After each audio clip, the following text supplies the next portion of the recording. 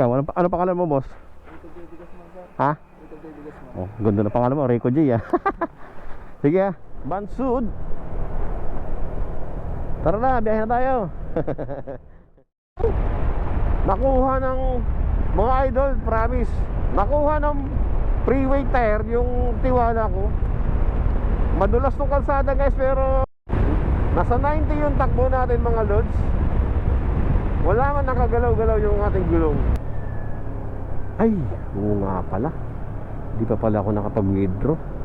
Palagi ko, babalik muna tayo, guys. So, ano? Ang pasamento nila dyan, ang tulak. Sir! Diba? Alright.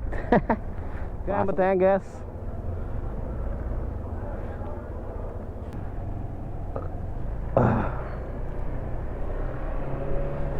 Ganito lang kadali ang biyahe, guys, papunta ng Batangas galing ng Mindoro, kung paano tayo tatawid ng gamit yung motor.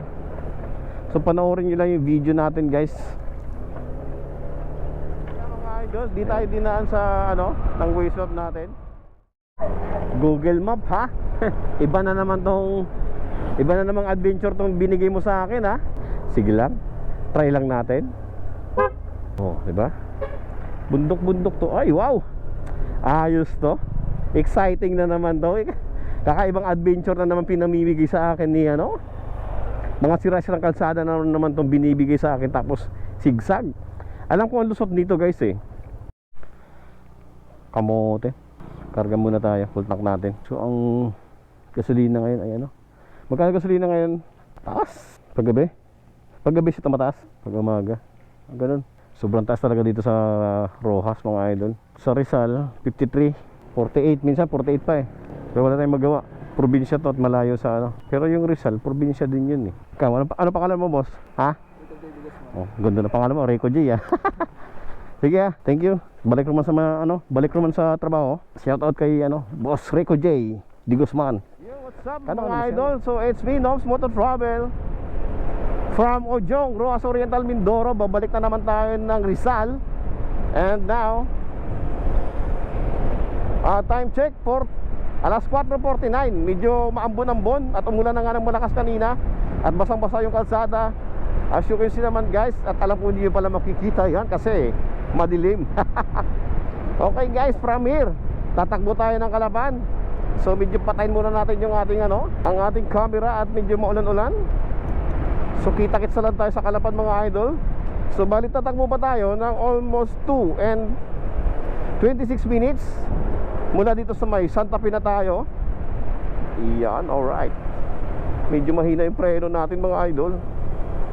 Okay, guys, kita-kits there. Okay, Iglesia ni Cristo, shower out. Ang magandang church dito sa kanto, sa may Santa Fe. At papasok ng bagong bayan and kay Marie. You know, resort yan, guys. Okay, guys, kita na tayo sa unahan. Bahala na kung saan ako mamaya magbukas ng camera. Basta samahan nyo ako sa travel natin, mga idol. So woohoo! Alright, kakaliwa tayo, mga lods. Good morning everybody. Yan, Jollibee sarado. Jollibee Rojas. Okay, kinsan, no? Airport, pagtatawid ka ng tawag ito, Boracay. So 7-Eleven dito sa kanto. Tuloy tayo, mga lods. Alright, mga lods, Bungabong diversion tayo. Kakaliwa na tayo dito. Pagpakanan yan, Bungabong town proper. And dito sa kaliwa ay diversion. Yan. Hindi tayo makapagmabilis. At kinakapa ko pa yung ano, yung gulong natin. Dahil bago pa yung gulong natin. Pero napapansin ko sa kanya, ano na siya, guys, madikit siya. At sa cornering talagang hindi mo siya mapapansin na nagkakaroon siya ng gap sa ano, sa kanyang dinadaanan. What I mean is yung parang na out of ano ba siya, na out of lane o kung nagkakaroon ng skid. Ayan. So dito tayo sa diversion. So alright. Woo! Bibirahin natin to mga idol.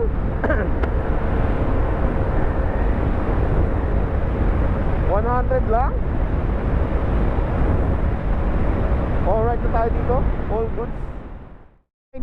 Bansud. Tara na, biyahe na tayo.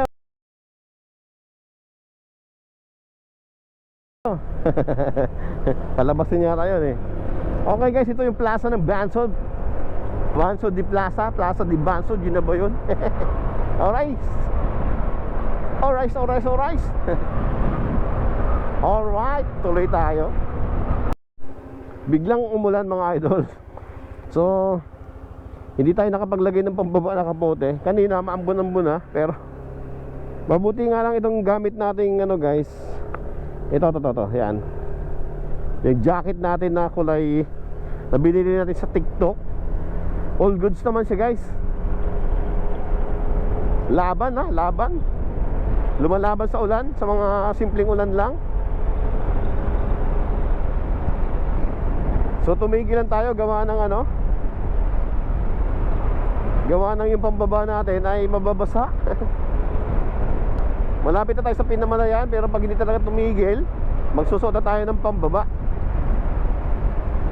At babatakin na natin yan. Babatakin na natin. Medyo maambon pa dito. Alright. Nakuha ng mga idol, promise. Nakuha ng freeway tire yung Tiwala ko. Madulas tong kalsada guys, pero grabe, madikit. Ramdam ko yung dikit guys eh. Hindi siya nagkakaroon ng skid kagaya ng ano, ibang tires. Sulit to guys. Recommended ko to. Mura na. Maganda pa yung lapat. Grabe oh. Nasa 90 yung takbo natin mga lods. Wala man nakagalaw-galaw yung ating gulong.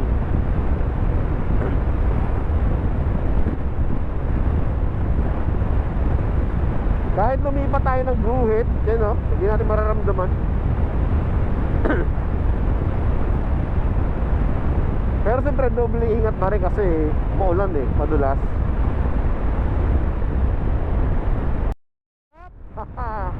Pinaman. Dito may parts din pala dito. Okay mga idol, so napapasigaw ako eh. Namamala tuloy ako.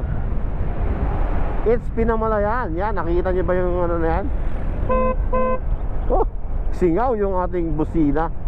Ito may stock tayo. Yan, Pinamalayan tayo guys. Palayok na may rainbow.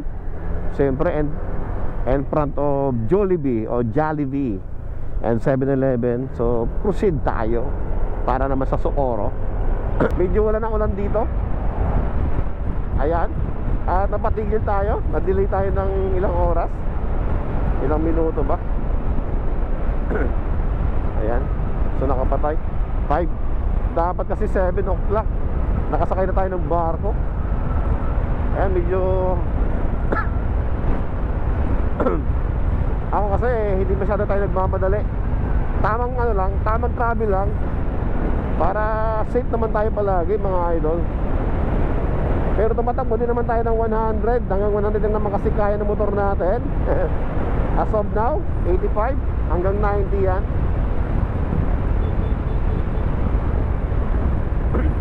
Papalo pa ng 100 yan eh.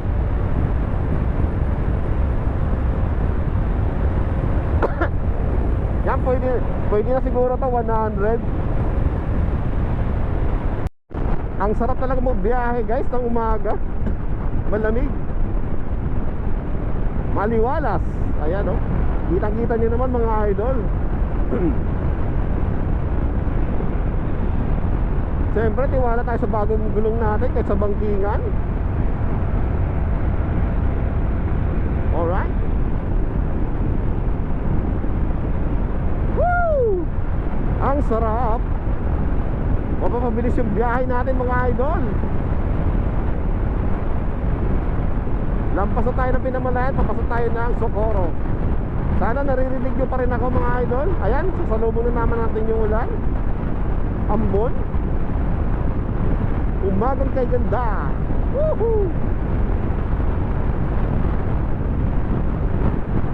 Hanggang 100 lang tayo mga idol. Huwag tayo lalampas ng 100.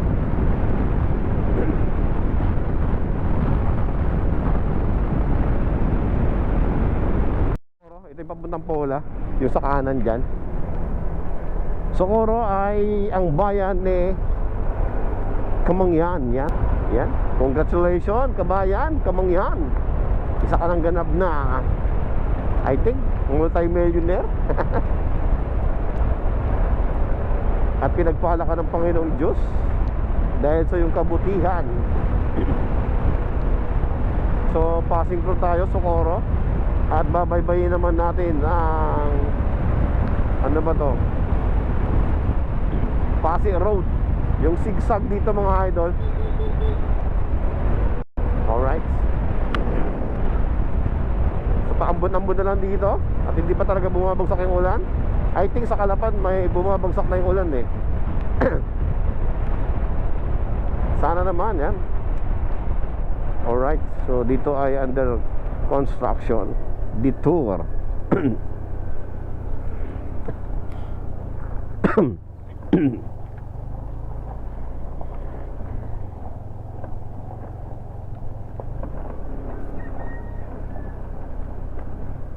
All right.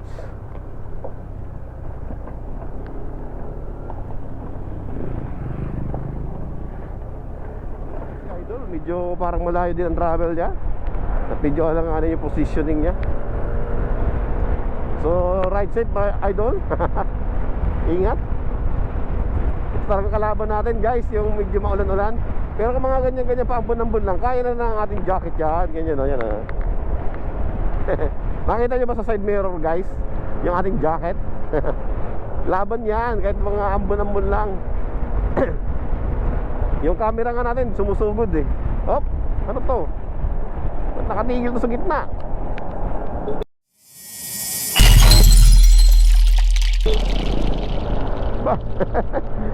Ayos yung parada nun ah.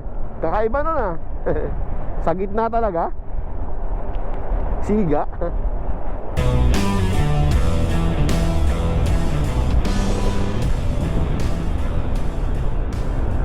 Ang sarap guys ng ano, ng gulong natin. Sarap sa bangkingan. Woo! I love you na free. Nasinak pa nga. I love you na Safeway tire. Ang sarap mo sa bangkingan Lods. Idol na kita. Ang sarap oh. Kung wala akong ano, wala akong top box, tapos wala din tong bag, kayang sumayon yung tuhod eh. Pero dapat nakatigil. Joke lang. Pero promise guys, sulit to. Napalaki nga lang yung aking gulong masyado eh, oh. Putik yan. Ang sarap sa bangkingan. Sumasagad. Parang hihiga na talaga yung aking NMAX. Anak ng tipaklong. Yan, mali pa tayo. Nag-overtake tayo, yellow light. Pero sulit. Saludo. Pero huwag natin Pasig Road tayo mga idol ha. Sulit to, 2 lanes. Baka mag-overshoot lang tayo. At kulang tayo sa practice guys eh. Yeah. Okay, JKP gas station. Ayun no, kapatid oh. Paras tayong NMAX guys. Hello.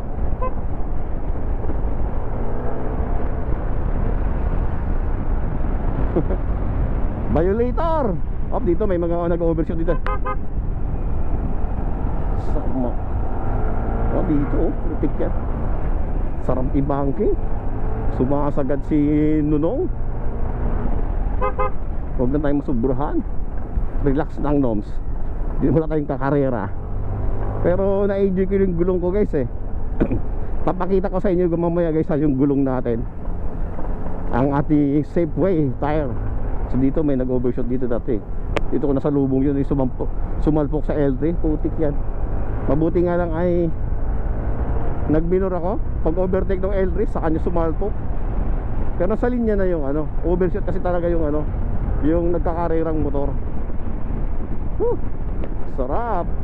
Pwede na pang marilaki itong gulong natin, pang bangkingan. Pero hindi naman tayo naglalaro sa bangkingan. Pero dapat siyempre marunong din tayo mag lean ba, magpa slide slide, magpa banking ba. Sulit to, sulit yung gulong natin guys, sulit. Kasi yung ano, yung isa kong gulong guys, ngayon ko lang nalaman, pag low profile pala yung gulong natin, pang ano lang talaga siya, pang street lang talaga siya guys. At malapad at mabagal kasi lapat na lapat sa lupa yon. Pag bilog, yan, all ano yan, all kinds of kalsada, bangkingan, diretsohan yan. Kasi pag bilog guys, kahit nagbabangking tayo, hindi siya pumipitik, hindi siya bumabalik guys. Kasi pabilog nga siya, unlike doon sa, yun nga, flat profile. Okay, tuloy tayo, malayo pa tayo guys. Ano pa lang tayo, Pasay Road pa lang tayo, Socorro. Pagbaba natin, ito Victoria, malapit, malayo pa, Nauhan pa, tapos Calapan. O sakay tayo yung barko na. Oo, di ba? Putik yan. Sira pala yung kalsada. Alright, later ulit. So guys, mula pa kanina, ang linis ng kalsada dito sa Mindoro. At may mga nalalampasan tayong mga tupad ba yun? Naglilinis sa tabing kalsada. At yan guys, kung mapapansin ninyo, minsan yung mga residente, sila mismo yung naglilinis. So hindi ko lang nakuha kanina ng video. Ayun no. Kaya maaliwala siyang tingnan guys eh, dahil pag umaga. There is no place like ano daw, like home. Yan.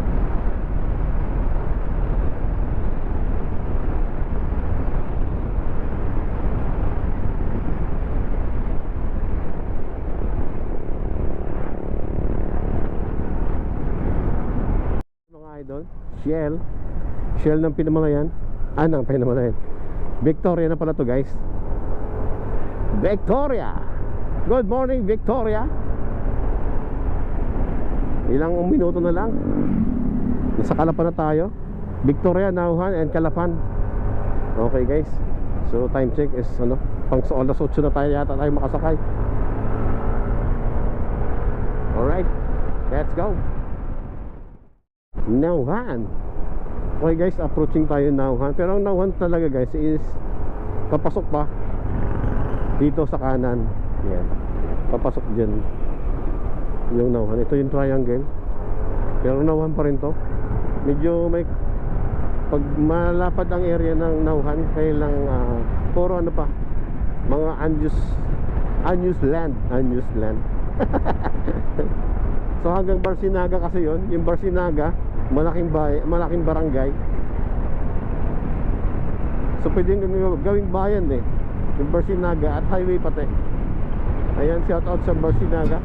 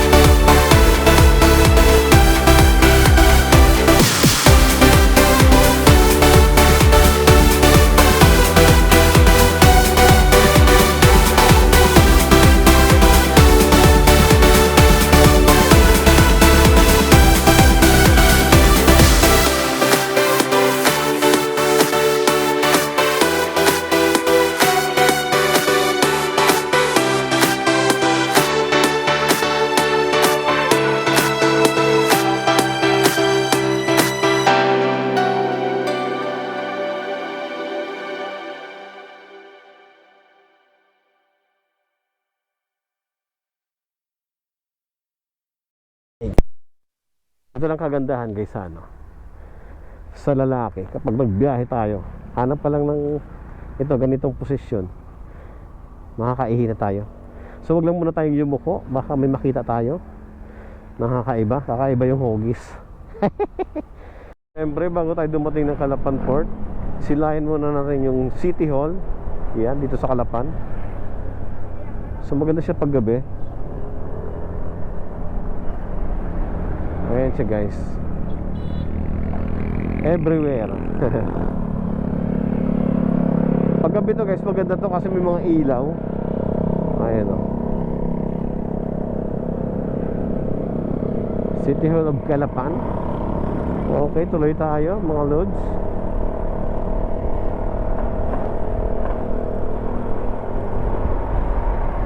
Diretso na tayo ng Montenegro.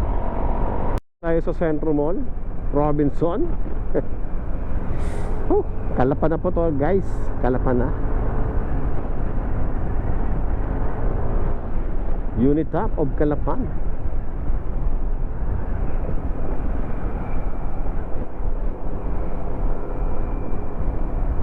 Alright, so start na tayo dito guys. So Pascat, so Montenegro tayo. Ay, oo nga pala, di pa pala ako nakapag-withdraw. May mawi-withdraw. Palagi ko babalik muna tayo guys. So, hindi pa tayo nakapag-withdraw. Babalik tayo dun sa pinanggalingan natin. Nakalimutan ko, I forgotten.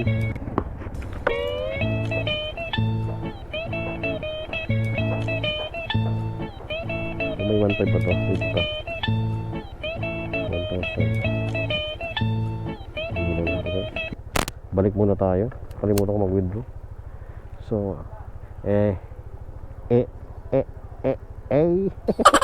kamote, wala pa naman. Birahin na lang natin muna. Pang alas 8 na tayo sumakay, 7, isang oras pa. Ayan guys, mabuti dito sa City Mall mayroong so wait lang natin, medyo mabagal yung dispense ng nito. Ayan, kunin natin. Please take your card, wait for the ATM dispense your cash. So 2,000 lang kinuha natin para lang sa pambayad ng barko.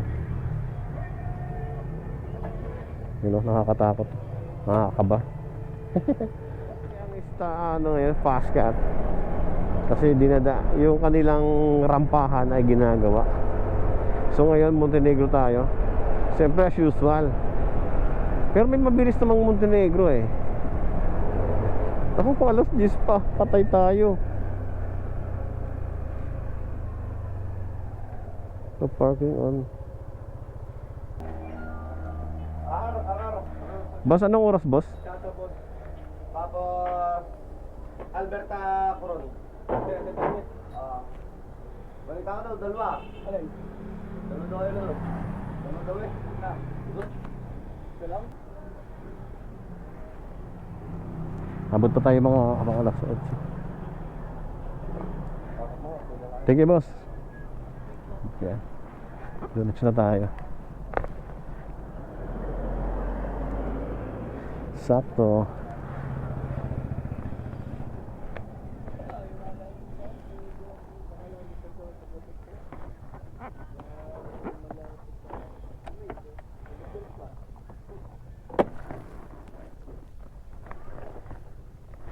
Yan. Pagdating nyo dito sa Calapan guys, hanapin nyo agad yung ticketing booth ng mga barko. Marami yan, nakahilera sa kalsada. Tapos diretso na tayo sa loob. Tapos diretso tayo sa terminal fee. Dito sa kabila. Sa kabila tayo. Ayun, dito yung entrance mga idol.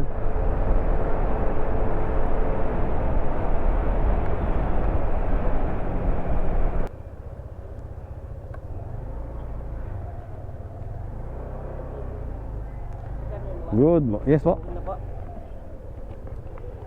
Sa right side po. Right side. Sige, sige. Salamat boss. Good morning na rin everybody.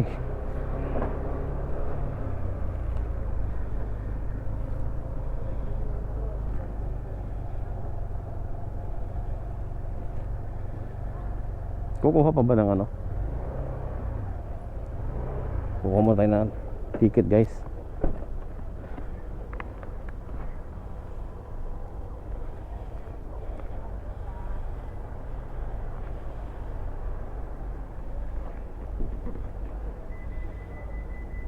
Dapat pala may barya tayo. Pina tayo dito guys. Matapos nito, diretso na sa barko. Doon tayo sisingilin nito.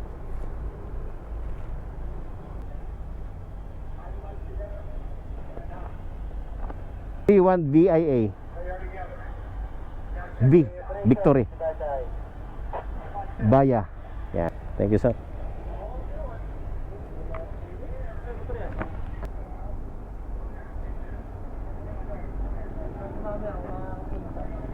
Bayad na tayo dito. Pagkatapos natin magbayad dito, pasok na tayo.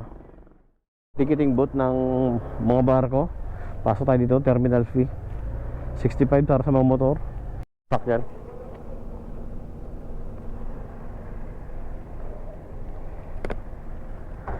Ang binibining koron. Babayad na tayo.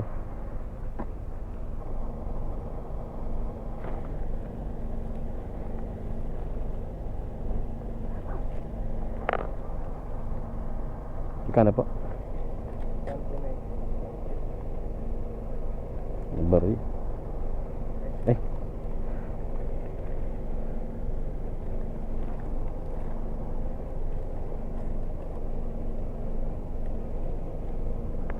Thank you.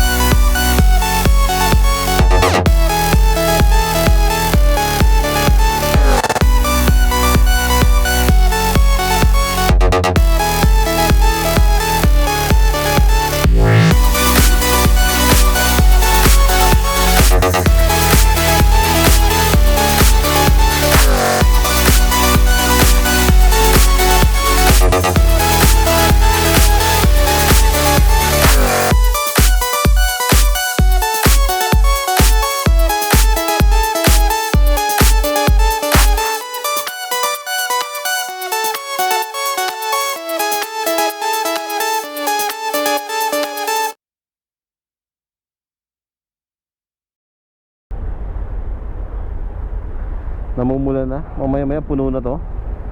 So touchdown na kami guys, Batangas. So diretso na tayo ng ano yan. Pagbaba natin ng barko guys, diretso na tayo ng Monmouth tayo, Monmouth. Palagay ko ang daan natin ito ay ano guys.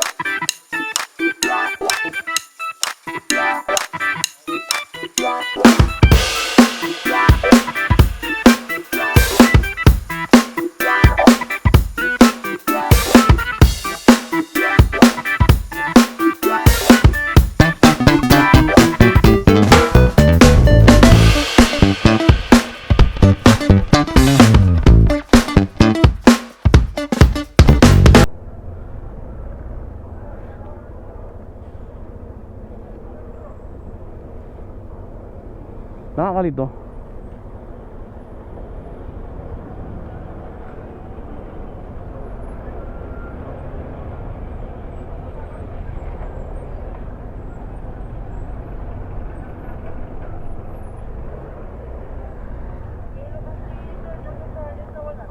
Punahin. Thank you.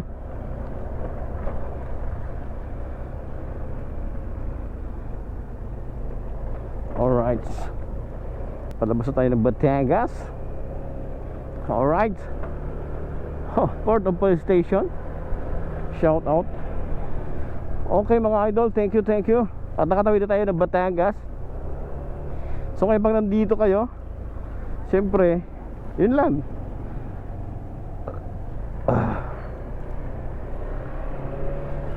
Ganito lang kadali ang biyahe guys, papunta ng Batangas galing ng Mindoro, kung paano tayo tatawid ng gamit yung motor.